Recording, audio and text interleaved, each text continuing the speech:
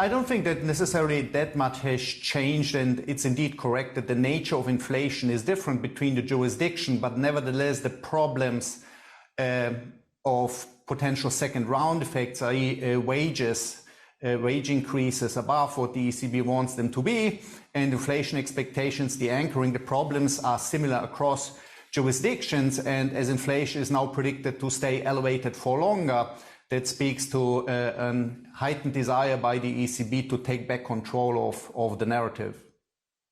I'll ask you about an ECB pivot. I mean, we've got so many hawks now talking about the need for much higher rates from here, but at what point do we get a pivot because growth rates start falling away?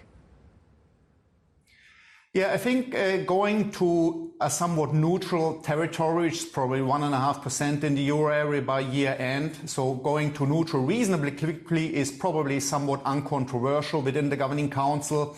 And I think the more interesting question is indeed about the destination. So where is the terminal rate in this hiking cycle? So basically next year, when you enter restrictive territory, that will be more interesting to see how far the ECB will think they have to go to bring inflation back under control. So this is actually what I think is more interesting at today's meeting, whether they give some guidance or some hints on their thinking of where the terminal rate in this cycle might be, because so far they've only talked about normalizing monetary policy, but not about tightening or going restrictive in terms of monetary policy. Konstantin, when you get up in the mornings, you must be quite excited by the fact that you have positive yields now. So that's exciting for you, who's looked at the bunds for years and just been desperate about the negative yields. But having said that, given the inflation levels that the IFW expects to still remain in Germany and beyond for a very long time, is there any part of your portfolio that you're genuinely excited about owning at the moment, given the dynamics we have?